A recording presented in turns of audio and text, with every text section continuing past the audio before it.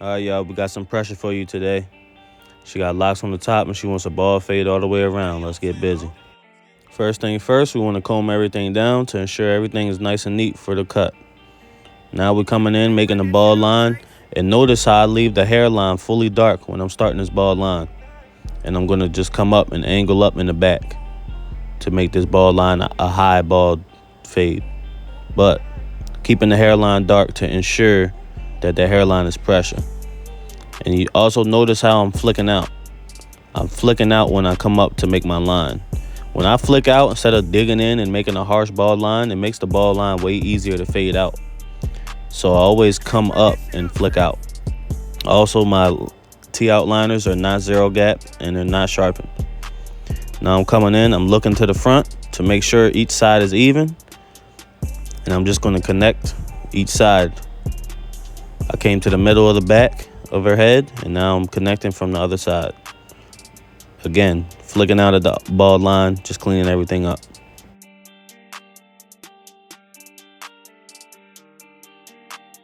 Now I'm coming in with my Andes Masters. My lever is fully open, and I'm going to flick up about a 1/2 inch.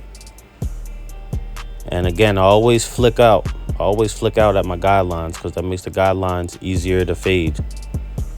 And now I'll go to dig in. After I flick out, I dig it in to make sure everything is at that length that I need. See how I'm digging in, making sure everything is that length. But I'm not going up to the guideline anymore. Now I'm going to stretch the skin, and I got my lever closed about almost fully closed. It's one notch. You see this? It's one notch before fully closed. And I stretch the skin, and I flick out at that bottom line.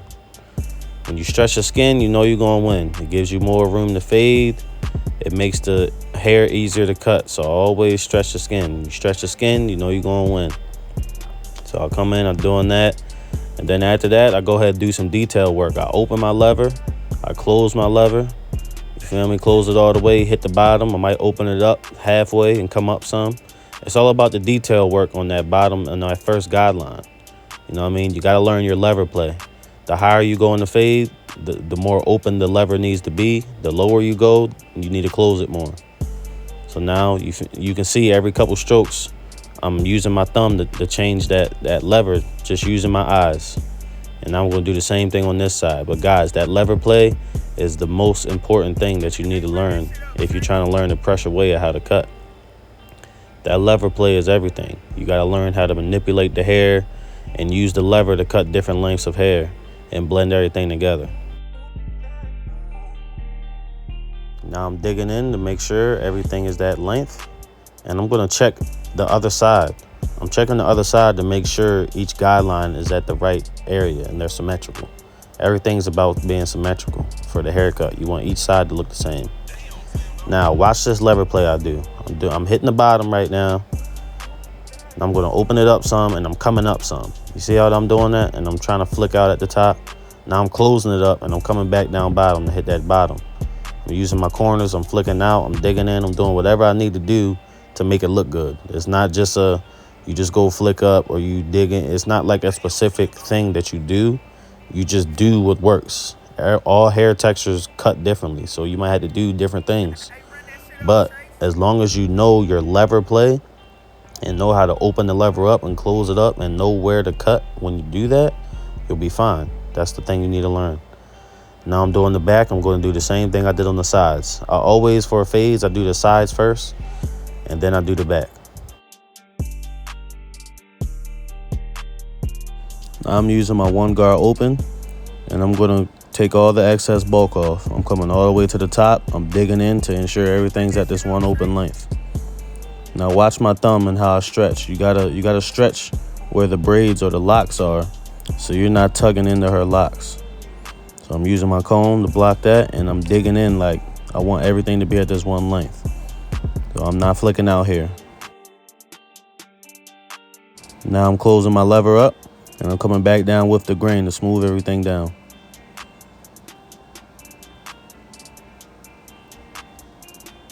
I'm doing the same thing on this side. And once you're done both sides, you want to come to the front of the hairline and cut the hairline down with the grain with the one closed as well. Then after that, you want to spray the holding spray on. This is my hairline prep. I always brush everything off, spray my holding spray on. That way, the holding spray has time to dry while I'm still fading. Now I'm coming with my one guard closed, and I'm just trying to flick out at this line here. Again, same thing with the lever play. I went one open, now I'm doing lever play with my one guard to try to take this line out. Now it's not going to take it all the way out, it's just going to soften it up. Afterwards, we're going to come back with our Andes Masters and do some detail work. That's going to bring everything together.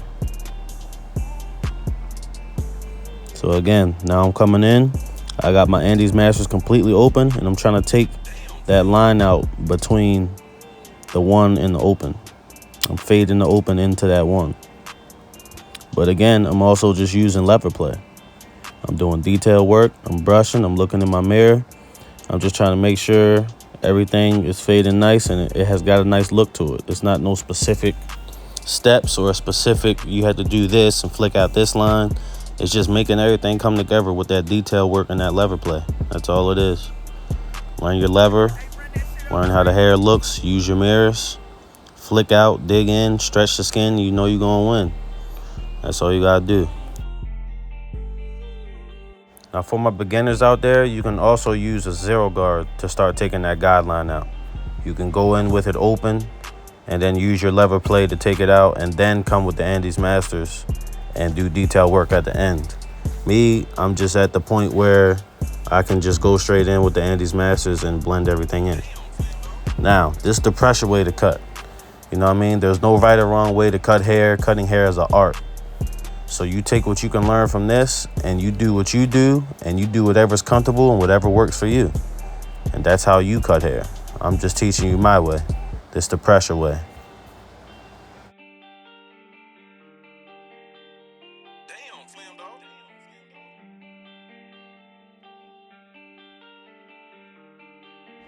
Now to start the hairline, I'm planting myself in the middle, and I'm going to go straight across to the left. And every time I go left, I'm going to come back right to ensure that I'm keeping that line straight. It's like another guideline for me. The middle of the head, that straight point at the middle of the head, that's a guideline for the hairline. Every time you come across, you want to come back to that pivot so you ensure everything is straight. And I'm checking my mirror, making sure everything's good. I'm brushing. Now I'm going to hit this sidebar, and I'm angling the sidebar forward. I always angle my sidebars forward, and it looks straight from the front. Whereas if you were to angle your sidebar straight down, it would look slanted from the front and straight on the side. So I always angle my sidebar towards the eye, and I'm always over brushing. I brush down, I brush the hairline across, I brush the hair across the hairline, and then I hit it again to ensure that no matter which way the hair is combed or brushed, the hairline's going to be there.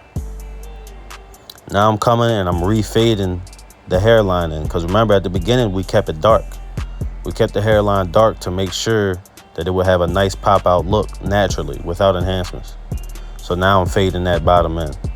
I'm going to do the same thing on the other side. Starting in the middle, starting at my guideline, and I'm coming straight across. Every time I go across, I'm looking at both sides. I'm angling her head towards me so I see the picture from the front.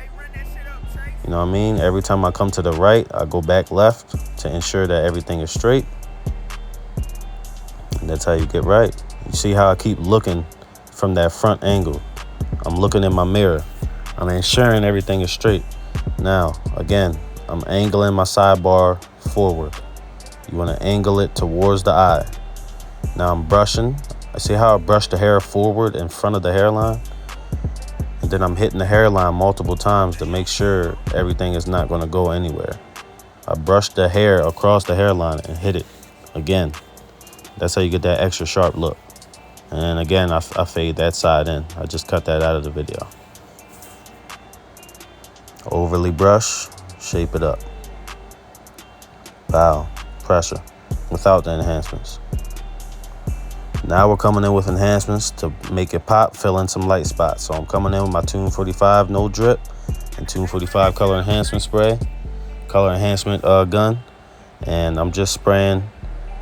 And notice how I'm constantly moving my hand. I'm constantly moving when I'm spraying. This ensures that You're going to get an even spray, and it's not going to be too much in one spot, and it's going to start looking unrealistic. I always like to do my enhancements to look realistic. I believe people don't want their hairline to look like it's drawn on or painted on. They just want it to have that pop out look. So I try to do it as natural as possible. So now I'm coming in with my fibers, and I use the fibers to cover up that shine from the spray. And also I spray the fibers off of the hairline some. So when you come reshape it up, it gives it an extra sharp look. So now I'm coming and I'm shaping everything up again. Again, using the same steps I use as a shape up. But this time I'm shaping up them fibers in the spray, the no drip spray. And it's gonna just look way sharper. It's gonna give it that pop out look. Clean everything up, clean up all the excess fibers. I come right there, I'm scooping up to get all the extra spray I used. You don't want the hairline coming all the way down to their eyebrows. I hate when I see that. That's not how you want your enhancements to look. That's not realistic. If the hairline is touching the client's, damn near touching the client's eyebrow, you're not doing it right. It's not how it's supposed to look. So now I'm coming on, I'm doing the same thing on this side. You want everything to look realistic when it comes to enhancements. You just want that enhanced pressure look. That's done. I'm spraying it with the holding spray to lock everything in. Now I'm coming with the white pencil. Usually I use a beige or a tan pencil, but my client was so light-skinned that it blended right into her skin, so we're using a white pencil. And I'm just lightly drawing a slight line on, and then I'm going to blend this line in. I don't never leave the chalk line right there. I always try to blend it in, because again, I'm about realism. I use the pencil to make a color difference from the skin to the hair. That's all I use it for. It's a color difference, and since there's a difference in color in that small area, it makes the hairline pop.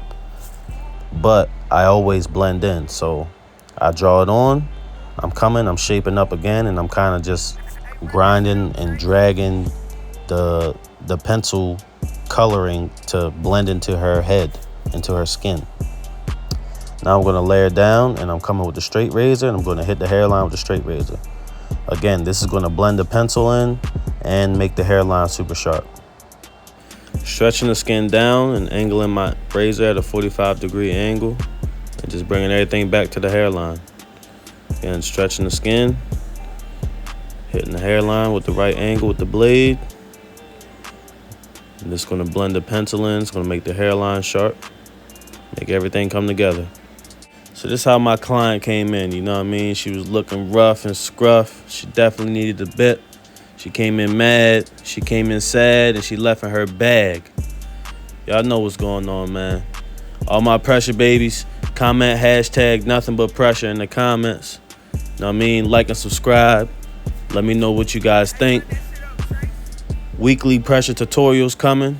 You know what I mean? This is the pressure way to cut. You want to learn how to apply that pressure? Lock in. This is what we do, baby. Nothing but pressure.